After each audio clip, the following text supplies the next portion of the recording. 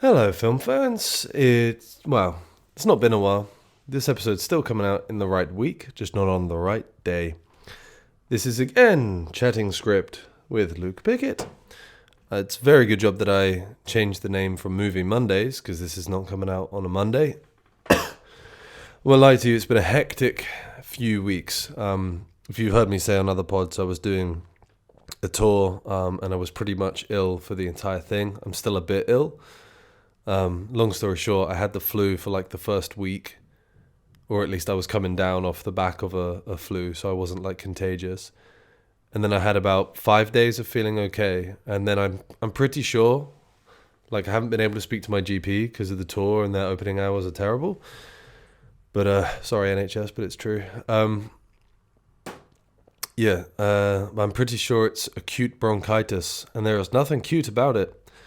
So I've just been coughing and a bit fluey and stuff, but we soldier on. So this is the first opportunity I've had to actually record an episode of the pod, so it's definitely not going to come out when it usually does. But either way, it's Christmas time, as you can tell by my Christmas jumper, which is of course Star Wars themed, because what else would it be?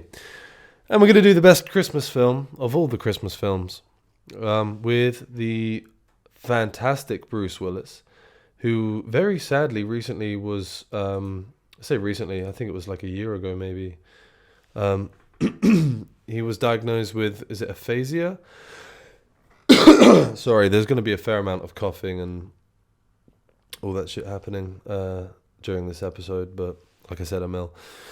So condolences to Bruce Willis and his family. I hope there's some sort of treatment available. I don't know a lot about that illness, but I love Bruce Willis. And then, of course, the late, great Sir Alan Rickman is one of the most iconic villains in cinema in this role. He is Alan Rickman. Ho, ho, ho. One of my favourite deliveries ever of the line "ho, ho, ho" from Alan Rickman is in this. Let's just get rocking and rolling with it, shall we? It's Die Hard, ladies and gentlemen, for those who haven't figured it out yet or aren't watching it and are only listening to it. Die Hard. Well, actually, it will be on the episode title, so you would know what you're about to listen to before you listen to it. So well done, Luke, stating the obvious. No problem, everybody. Let's go. Fist with your toes. I know, it sounds... I just want to say first off, right, let me get rid of that. Yeah. One of the things I love about Bruce Willis is, like, before this film, he was a comedy star. I can't remember the name of that film that he was, like, most famous for, but it was a comedy movie. Sorry, there's going to be all sorts of bodily noises this episode, sniffs, coughs, the occasional burp, as in all of my episodes. I'll try and edit them out where I can, but they're probably just going to be there, and you're just going to have to tolerate it, because I'm fucking ill, and I need to get this episode out this week, so I ain't going to have that much time to edit it down. Anyway, one of the things I love about Bruce Willis, ladies and gentlemen, is his just completely, like, seen it all before, casual as you like, delivery of pretty much everything. And that's not to say he's, like, one-dimensional or anything, but he's very, especially in this movie, he's very just, like, chill. Like, then, his opening line, the guy next to him there has said, oh, you don't like flying, huh? Because he's literally, like, gripping the seat arms and, like, white knuckling it. And his guys goes, oh, you don't like flying. And he goes, oh, what gives you that idea? It's a sarcastic line, but he doesn't, like, oversell the sarcasm. He doesn't play up to it too much. He just kind of says it. And then just then when the guys, like, make fists with your toes to, like, get over air travel, he's like, make fists with your toes, huh? Just fucking... not overselling it, not overly curious, just kind of just chatting, super naturalistic. And then, before I forget as well, one of the things I really like about Bruce Willis is, if you think, when this film came out, 88? Is in the 80s. And he essentially makes him one of the prominent action stars of Hollywood, like definitely for this time, but, for all time kind of thing. And if you compare him to the other action stars around Hollywood at the same time, Sylvester Stallone, Arnold Schwarzenegger, the muscles from Brussels, Van Damme, all these people, they're all like jacked, gym freak, muscle bound, just insane looking Adonis humans. And I'm not saying Bruce Willis isn't a good looking guy, and he is like, he's in shape, but he's in shape the way your average like bricklayer or scaffolder is in shape. You know what I mean? He's like a working white collar man. He's not like a gym rat. Like, yeah, he's got good shoulders on him and he's got biceps and he doesn't look frail by any means, but he's not like a sculpted gym physique, which I think makes him way more relatable and way more believable as like this hard-nosed New York cop is he New York cop gone to LA or an LA cop gone to New York? Yeah, I'm pretty sure he's a New York cop gone to LA in this film. And it just makes him way more believable because he's not this like absolute Adonis human. Anyway, I won't labour that point too much, as I often tend to do. Back when you could smoke indoors, eh? Not that I'm a smoker. But crazy. Back when that was a thing. Alright, so we've just gone to the Yakatomi Plaza, which is where Bruce Willis's wife is, and this is the setting of the building that it's attacked. I'm just going to assume everybody has seen this film, so I'm not going to say spoiler alert, and I'm not going to over-explain too much, because if you haven't seen Die Hard, stop this podcast right now, stop whatever plans you have for the rest of the day, and go watch fucking Die Hard. It's Christmas! Anyway, so we're in the Yakatomi Plaza, and it literally just dawned on me that in the opening scene of the film, we establish Bruce Willis being a cop traveling to Los Angeles and all that, and now we're going to see his wife and everything, and it's not until a little while later we get our introduction of the threat of the film, the menace of the film. So I guess maybe if you had no idea what this film was about, where the hell would you have to have been if you didn't know what this film was about? It would be quite like, oh my god, there's a terrorist group coming in and doing terrorist shit. But normally there's sort of like not a rule, but like a kind of a formula within which you operate when you write a screenplay, is that you introduce the villain or the problem first. I'm pretty sure I've mentioned this before, but if you think about Jaws, the opening scene, there's two drunk teens messing about, teens, young adults, whatever, messing about on the beach. One of them goes for a dip, gets eaten by the shark. So straight away, we're alert to the danger, and then we introduce Roy Schneider's character and everybody and all that lot who go out hunting the shark. Jurassic Park, the opening scene. These are both Spielberg examples, but the opening scene, Velociraptor eats a guy. Then we get introduced to Alan and everybody else. What are some more examples? Well, it's the common theme anyway. I can't think of any more examples, but trust me, they're all over Hollywood. You tend to start with the villain or the problem and then go in. And this doesn't. And I think the reason that you do that, not what this film does, what most of the films do, is because you're engaging the audience straight away with a like, there's that expression as well. The hero is only as good as the villain. So if you establish how awful the villain is early on, then your audience is already like subconsciously backing the hero because they know what tyranny is around the corner. Maybe they don't, and maybe that was horseshit, but it's my podcast and I'll horseshit all I want. This is a nice little one, hiding Holly's face so far. Oh, there she is. Putting up with the office sleaze. Don't be an office sleaze, lads. Don't be an office sleaze. No one likes it. But straight away, look at this establishing character and everything. She's just been chatted up by the office sleaze. She's turned him down for family reasons. She said it's Christmas Eve, blah, blah, blah, all the bells and whistles that go with that. She's calling her children. We're looking at some pictures now of her family and her children. Note that John McClane isn't in any of them, which establishes their rocky relationship standing, which, gets more fleshed out as we go on. So straight away we're establishing like who she is, what her priorities are, that she's a good mother, all these kind of things. So we're able to then empathize with her as a character. which is important because she ends up being, a victim to the terrorist organization. And look, Christmas stuff, because it's a Christmas film. Oh, there's John McClane. And there, the kid asked, "Is Daddy coming home with you?" And she said, "We'll see what Santa and Mummy can do, okay?" With a sort of almost a pained look in her eyes, but the tone of her voice was positive because, she wants to comfort her child, essentially. But yeah, so that little pained expression in her eyes, straight away, you're like, okay, maybe something's rotten in Denmark. Hopefully this isn't messing up the view too much, but I couldn't have it right there. Just did my nutting. Yeah, and she slams down the picture, so... Christmas music? This is Christmas music. See, and I won't carry on playing it just now because it might get flagged for the music, but he's playing the Run DMC Christmas song in a limo because this is a Christmas film. I know Bruce Willis has gone on record and said Die Hard is not a Christmas film. It's a Christmas film. He's listening to Run DMC's Christmas music. It's Christmas time. The whole plot is him saving his family for Christmas so he can spend time with his family during Christmas. It's a Christmas film. Ho, ho, ho. Look at this shot.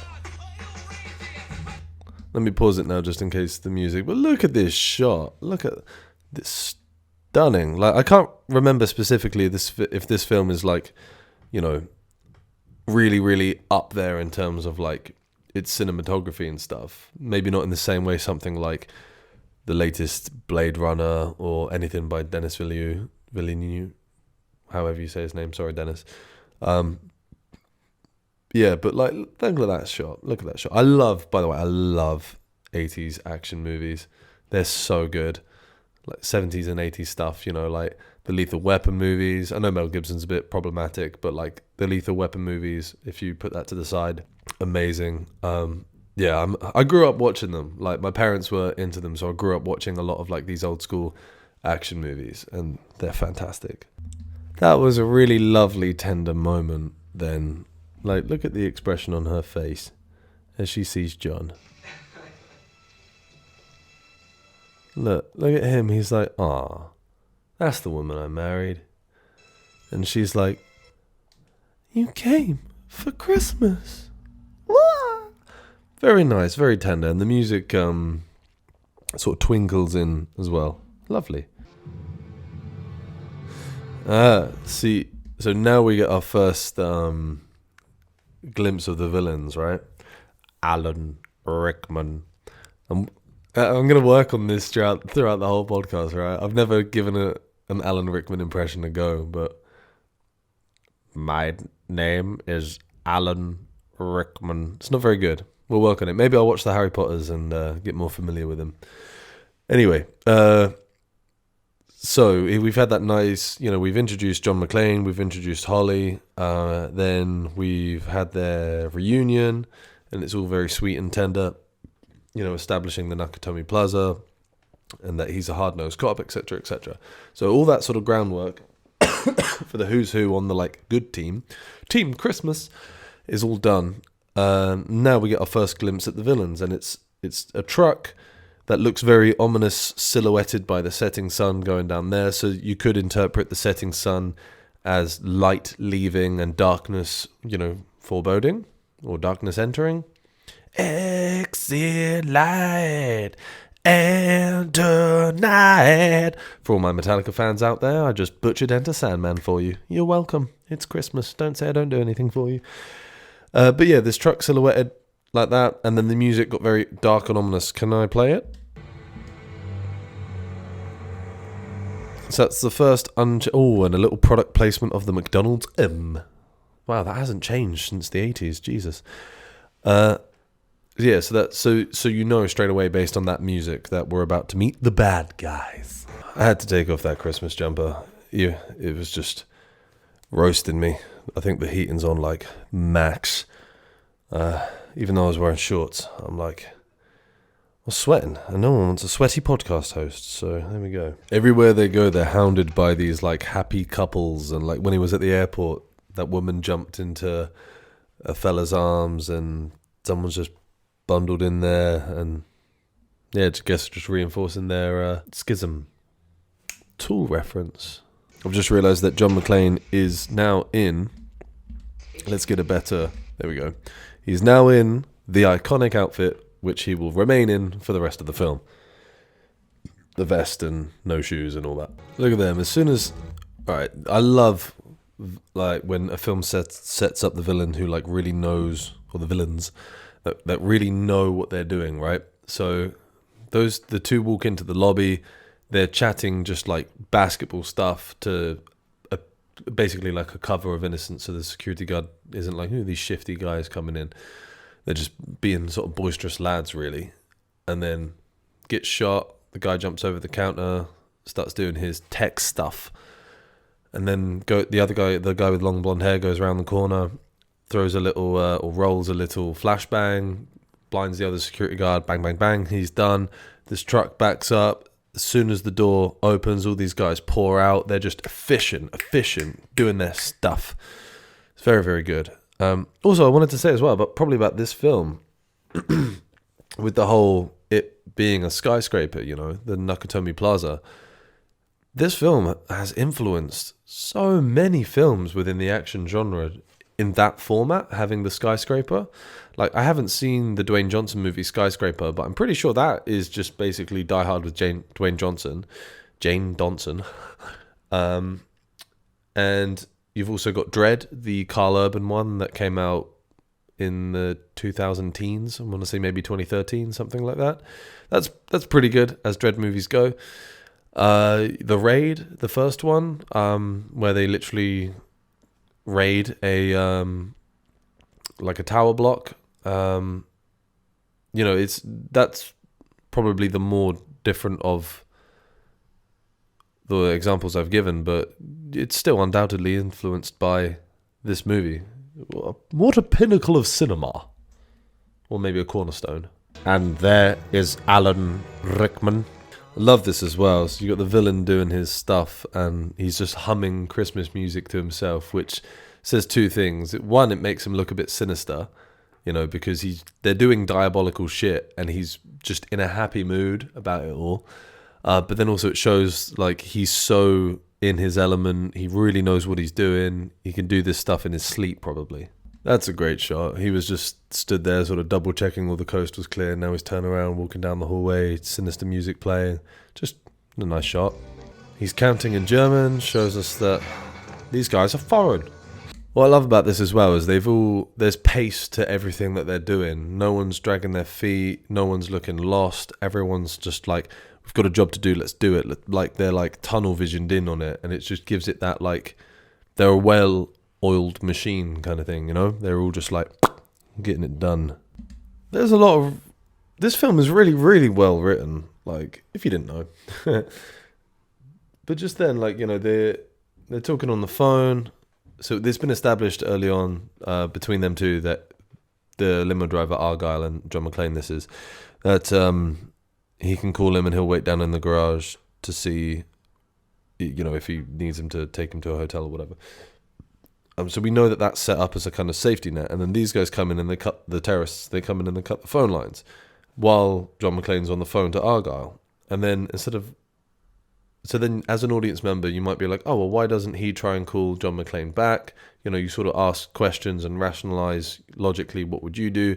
And I think the sign of a well-written script is one that addresses those natural instincts of an audience watching it going, well, that's dumb. You know, like, it's like, in horror movies, it's like, why would you go up into the attic where, you know, it looks like the demon lives or whatever, you know? Why would you split up as a group? It doesn't make any sense. You'd stick together. So a well-written script that addresses those points, then when Argyle gets cut off from Thingy, instead of using really overt dialogue to address it, like, oh, I'm not going to bother calling him back. He can call me back and put down the phone. He says, in a way that completely suits his character, he goes, you know the number, use it. So that is him going, he can call me back. But obviously John McClane can't because the phone lines have been cut. So it's just nice little bits there. They might be about to address this, but So Alan Rickman was just listing off all of Mr. whatever his name is, the CEO guy, all his. You hear that? Motherfuckers. Doing building work when I'm trying to podcast? God damn it. They literally, that house next door has been under construction for like 8 months, and they do it 6 days a week, 10 hours a day. And yeah, I get it, you gotta get your shit done, but fuck, dude. And they start at like 7:30 in the morning. So even when you're trying to relax on a weekend morning, you can't. First world problems, I know. But shut the fuck up while I'm podcasting. Jesus. Anyway, Alan Rickman was listing off all of Mr. Takagi's accomplishments, law degrees. It's not a very good Alan Rickman impression, I'm sorry. And all the rest of it. So he knew all this information about it. He knew this vast amount of information about him, but he didn't know what he looked like. I find that odd. Also, Alan Rickman's just completely stoic, unemotional, monotone performance makes his character very scary, you know, because when you have a villain like the Joker where you want him to be like bombastic and expressive and stuff, that's great in and of itself, but that's what you want from that type of villain. But when you're dealing with something that's, you know, maybe not comic book and is just, you know, this type of villain, it's scarier and more intense when they are just these sort of like uncompromising, unemotive sort of psychos that you can't reason with them, you know? You can't reason with it. Is that from the Terminator? Yeah, I think it is. Kyle Reese. Another great 80s action movie. Obviously, if you didn't know. Yeah, if you didn't know, by the way, Terminator 1 and 2 are great. Also, Terminator Dark Fate, the latest one with the, you know, the older Sarah Connor, that was awesome. That was the best Terminator sequel since Judgment Day. And I'll stand by that. That is a wonderfully threatening line. And he said, that's a very nice suit, Mr. Takaki. Be ashamed to ruin it. It's not a very good Alan Rickman impression, I'm sorry. But yeah, because he's not saying like, give me the code or I'll kill you, which I think he might do in a bit. But there's just ominously saying like, I will kill you, by the way. But I like your suit. It's just ominous and cool. And that as well. I'm going to count to 3. There will not be a 4. Just letting him know that time is pressing and you're going to die if you don't cooperate. Okay. And that as well. Cutting. So he shoots almost as simultaneously with hearing the bang. It cuts to a blood splatter on the glass, which is just a really cool practical effect. Yeah, it's violent as hell, but it's just a really cool practical effect. And there was a little sort of a crash zoom in on, not from great distance, but we call it, so a crash zoom is kind of like, if you know what a zoom is, crash zoom is just quicker. There you go. A crash zoom in on Bruce. A crash zoom in on Bruce. For his shock of seeing, you know, brains hit a window. In this shot here of Argyle, I love that. Like Bruce's like last, one of his last hopes is just like, please hope Argyle heard the shots and he's calling the police. And then we cut to Argyle, blast the music on the phone, chatting to women. But really, really simple shot. But these lights here on the rear view window. The rear window, whatever, they're sort of like pulsing, and I guarantee you there's just like someone, or they've set up some kind of like some sort of light or whatever, and there's just someone who's just like putting it up and turning it off and putting it up and turning it, like on a sort of slide dial. I bet that's how they do this. Look, see it flashing? I bet it's just someone like sliding on and off up. Did you hear that piece of score then? I've only just picked up on it. It's that Christmas... Is it a Christmas song? What, I don't know. Don't think it is actually, but is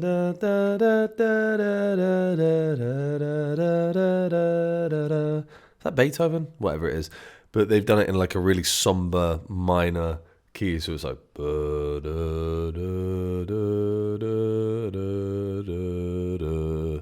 as you know, Alan Rickman looks menacing.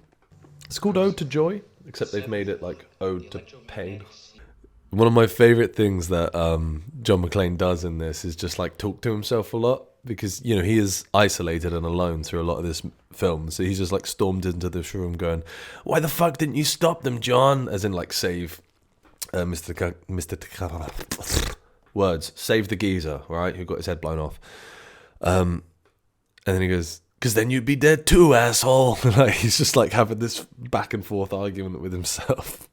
I love it. It's such a well-written character. Who doesn't love John McClane? Come on. Has there ever been a more German-looking person?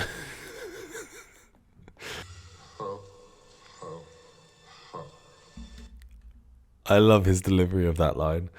"Now I have a machine gun. Her. Introducing one of the best characters in the film. I can't remember his character name, but this police officer, one of the best. He's buying a shitload of Twinkies, because why not, eh? So we have basically in this thing, we've got like it's kind of a one-up, but it's not on like a steady cam or anything. And it's just sort of following the action. So it pans from two guys shooting McClane. Let's find it, shall we? Yeah, so we start here with these two guys. They're shooting at John McClane. We pan around and see John McClane. And then we pan around and see Carl, the guy whose brother he killed first. So pan around. So they're distracting him. And then as we pan around to see this, we're like, uh-oh, he's about to get, you know... Oh, what a shot. What a shot. That's such a good shot. But yeah, it just sort of makes you think like, uh-oh, he's about to be flanked, outmaneuvered. It's tense. There's a clever bit of set decoration to help the audience keep up with the geography of where they are. So earlier he runs past this like maintenance shaft bit, and there's like a cutout of like a dirty magazine. You know, it's like a topless woman or whatever. And that is so commonplace with like any sort of male dominant environment where it's like you know, maintenance or labor or engineering or something like that. Like I've worked in those kind of environments, and there's always dirty magazines lying around and all that. So straight away you're like, okay, yeah, this is a maintenance shaft or whatever. Especially in the 80s, it very likely would be just sort of guys that work there. But he goes past it, makes a point of like just glancing at it briefly. And as he's gone off and been chased around by these guys shooting him, he's gone through all these like tunnels and ladders and bits and bobs, and now he's ended up in the same place. And he's like, oh yeah. So it's just a way to sort of keep the audience like, oh, okay, I get where he is now, instead of just all these like generic samey looking kind of corridors and you know the service areas and the back areas and the engineering areas of the hotel.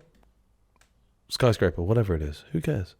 That scene is so tense where he's like put his gun wedged in this, you know, service hatchway, and he's basically extended the strap on it and is like lowering himself down, and we keep seeing shots of the strap like filing out of the thing. He's looped it around like it's gonna give, and at the same time you've got the terrorists looking for him, and you've got his like sweaty face and his panicked breathing and stuff. It's so tense. And now get ready for one of the most iconic shots in cinema history. John McClane in a vent, flicking a Zippo on. Boom, there you go. Iconic cinema right there. I guarantee you it's not the light of the Zippo that's illuminating him. There will be like a lighting gel or whatever behind him, behind the camera. But yeah, look at that. Iconic cinema right there. Yippee-ki-yay, motherfucker. One of the most iconic lines in cinema history. Yippee-ki-yay, motherfucker. Was that even a cowboy like reference? Because they're comparing him to a cowboy, John Wayne and his way around the building and everything. Is yippee ki even a cowboy expression? If it was, it ain't anymore. It's a diehard expression. Merry fucking Christmas. And that is also brilliant writing. The fact that she is still using her maiden name, it not only adds, the friction between her and John McClane and their, rocky relationship, potential separation, yada yada yada, but it's harder for Alan Rickman and his gang to tie a connection between her and McClane because she's not using the same name. I'm pretty sure this dude is the guy who tortures Mel Gibson in Lethal Weapon. I think it is. I recognize his facial hair and his long, sort of partially receded hair. Yeah, I'm pretty sure it's the same dude. They're going through the motions now where the police aren't listening to the advice of John McClane or Powell, the cop he's been talking to, the first responder to the scene. And, you have all the, the military sort of, snare drumming, dun, dun, dun, dun, dun, dun, dun, and, the trumpets, bum, bum, bum, bum, bum, bum, bum, all that sort of, not quite action score, but it's, building the seriousness and the suspense of an action sequence. There's a lot of, steady cam shots following groups of police and things. There's a lot of shots of people running, all these lights and silhouettes and that, just littering this sequence with all these sort of action tropes, where they may not have been tropes back then, but they certainly are now. But that doesn't mean it's bad. It's very good. One of the best things about movies in the 80s and that is the fact that the technology for CGI and all that stuff wasn't quite as good. So it was actually, it looks better anyway to use practical effects, but it looked way better compared to the technology available back then. The technology these days is pretty good, and it can oftentimes look, legit, but practical effects will always prevail. Look at Mad Max. Come on. As in the new one. Well, all of them, they're all pretty practical. But yeah, all these explosions and stuff, they're all practical effects. It's just good shit. It just makes cinema so much cooler, I think, not hating on CGI and computer graphics and all that too much, but it's just, it doesn't hit quite the same, Fucking unappreciated, Al. The dialogue is so good. Bruce Willis just fucking ripping the back out of the other deputy chief, whatever he was, police officer, just fucking setting him straight. So good. So many amazing one-liners and zingers, as they say. Look at this shot here on John McClane. So this is the part where that Ellis douchebag, the wise guy kind of thing, is trying to convince. He's told Hans who John is, and he's trying to convince John to give him the detonators and all that. And their scene is lit quite nicely and brightly. And then the scene, because John now knows that that Ellis dude is going to get himself killed, and he can't help him. And he shouldn't have told him who he is, and he shouldn't have got himself involved. He should have just shut up and stayed quiet, all of that. So he's in a dark headspace right now. And this shot is reflective of that, He's got the left side of his body and face illuminated, but it's not doing tons for him because he's turned away a bit from the camera. And, the right side of his body is completely shadowed. It's creating some awesome, sort of lines with the, the wrinkles and, not wrinkles, creases on his face and everything. It's just a really, really nice shot. Mirrors the peril. Attention, police. This is Sergeant Attention, police. This is Alan Rickman. This is Hans Gruber. Hans Gruber. Another iconic role. You want to stay alive? You stay with me. I think iconic role, iconic line. I think that line's iconic to me. Actually, I don't think it's well known. How Yippee Ki is one of the taglines for this film. But I think that line sticks with me because did anybody play the amazing PS1 trilogy of all the diehards? Slight tangent, right? So the third game was you're literally just driving around, because it was all three first Die Hard movies in one PS1 game. The third one, you're driving around looking for bombs.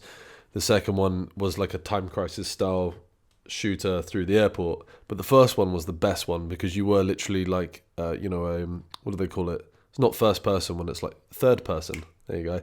View of John McClane running around, and you literally make your way up floor by floor from the garage, floor by floor, just killing terrorists and stuff and saving hostages.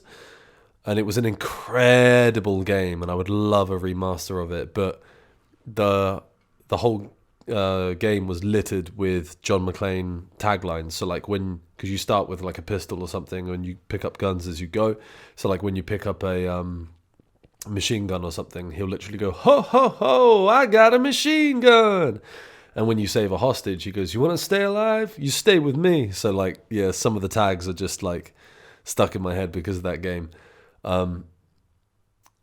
Anyway, I love that this becomes part of the narrative where John McClane sort of catches Hans Gruber almost in the act, but fortunately he sort of fortunately for him anyway, he stashed his gun and things, and just puts on a phony American accent and goes, you're one of the terrorists, don't hurt me. And John McClane's like, I'm not going to hurt you, I'm going to help you. And he's just is completely blindsided by him and thinks that he is one of the hostages. But I love that they actually have a few moments in the film where they just sort of get to talk face to face as opposed to over the walkie-talkie, and that it's a really nice little narrative twist. And then it adds some suspense, because the whole time as an audience member you're going, that's a terrorist, that's the lead terrorist. It's just a nice addition. And then very cleverly he has a look down and sees that John McClane isn't wearing any shoes, which becomes important later. And that is super clever as well. The fact that Hans somehow, somewhere, found one of the names on that list of employees behind him, and then John McClane is using that to reference he is who he says he is and all that. It's very, like, you're like, oh shit, he's like digging his claws in deeper in terms of his like phony cover at this moment. This scene is so good. It's really only just sort of dawning. I honestly haven't watched this film for like yonks, but this was the sort of scene that was lost on me as a child. But now I'm like, this is such a good, tense scene, It's cat and mouse, despite the fact that they're right there with each other. It's using a lot of close-ups. Look at this sort of slightly Dutch angle, which, if you remember, I've said in different pods, if you've heard it, it's slightly off kilter. That was such a good stunt. The guy face plants into glass. It's probably like sugar glass or something, but just gets his kneecaps blown out, shot to shit by McClane, and then just stumbles and face plants through glass. Man, stunt teams. You gotta love them, man. You gotta love them. They're the backbone of, like, not just action cinema. Because, a stunt could be in, like, it could be in a sitcom where someone, like, slips over, Any sort of, like, pratfall or something. Pratfall is just like a sort of silly, like slipping over as you're walking down a corridor or something. And like Zach Braff in Scrubs is phenomenal at pratfalls. He goes like, "Ooh!" and will fall back or something. That's a good example of pratfalling. Yeah, man, stunt teams, fucking bravo, guys, bravo, and women, and everything in between, or every stunt team. Then this is what I said earlier about it's important that Hans noticed he's not wearing any shoes, because then they shoot all the glass and his feet get cut to shit. And I have to tell this story now. We threw a Halloween party at my parents' house in my hometown once, and like my childhood best friend, his dad, for years I've called him Bruce Willis, because he's a stocky guy, not stocky like fat, like he's bold. He literally looks the spit of Bruce Willis. And it was a fancy dress party, and he came to the party dressed as Bruce Willis from Die Hard. And, he had the vest with the blood on it, and his costume was to the point where for most of the night, he wasn't wearing any shoes, and he'd wrapped his feet in, like, bloody bandages. He was, like, that dedicated to to the costume, and it was like 10 out of 10 because everybody straight away was like, "Oh, John McClane." So good. Just quickly on the framing of this shot, actually, he sat on a like a sink worktop. Yeah, why not?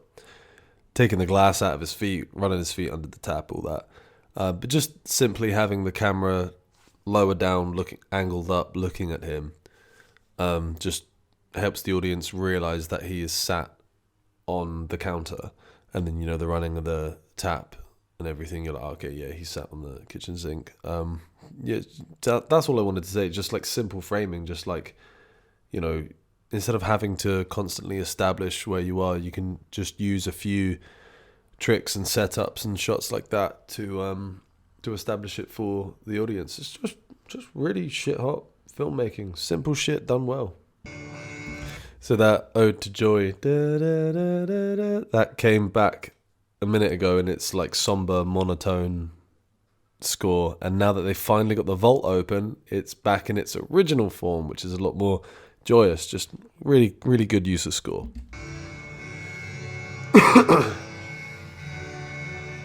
And all these shots of like, zooming in on people and seeing all their reactions to it.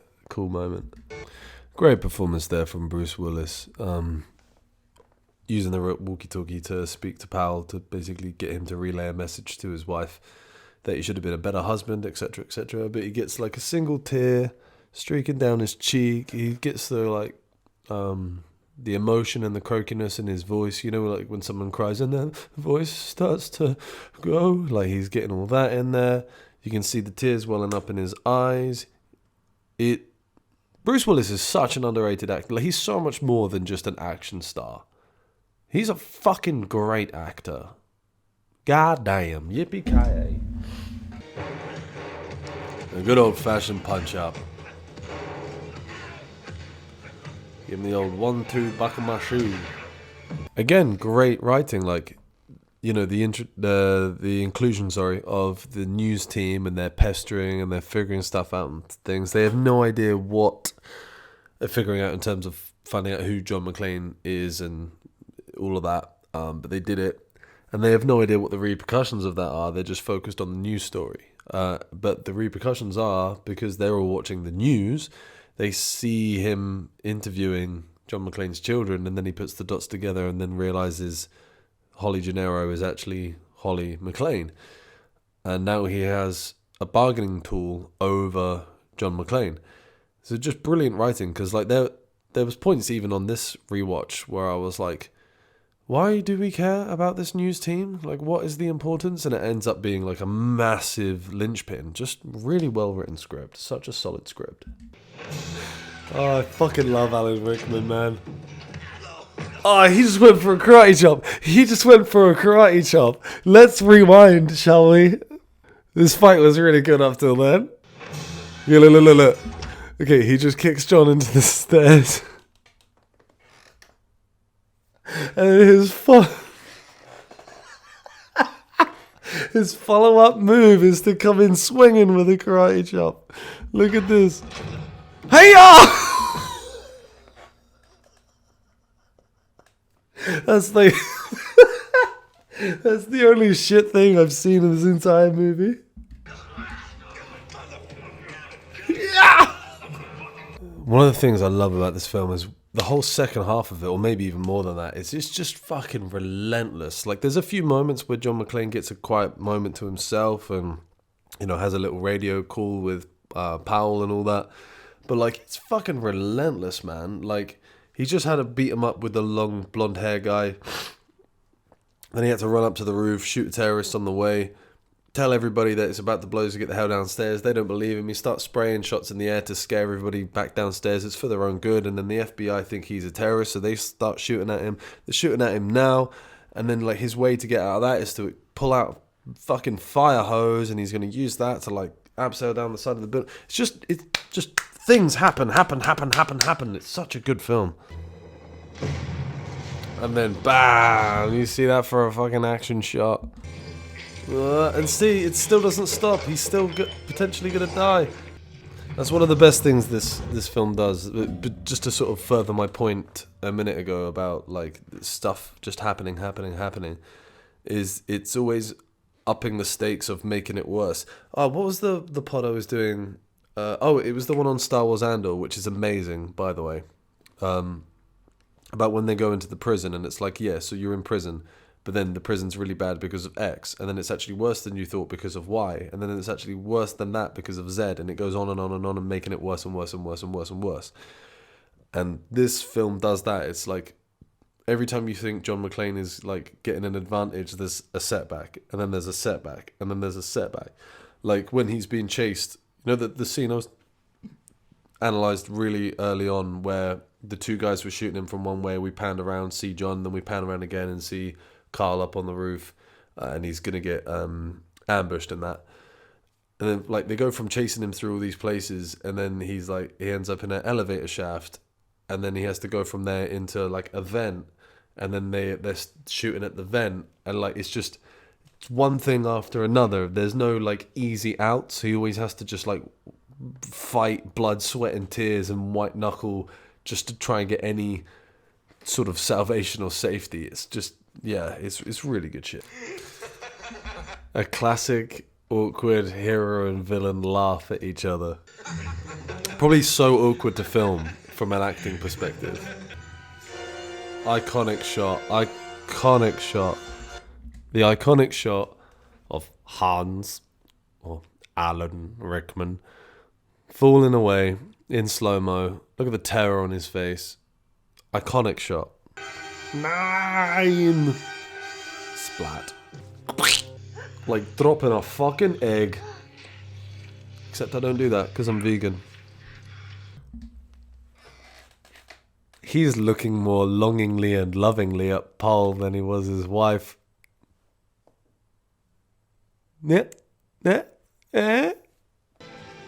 Kiss. Do it. She's like, who is this dude? Is weather. There we have it, folks. Die Hard. The best Christmas movie. Yep. That's it. Sorry this episode was really late. Like I said, busy things, busy life, all of that. But I got it to you this week anyway. So, there you go. Hope you enjoyed it. Rate, review, subscribe, all of that. And have a good Christmas and a good New Year.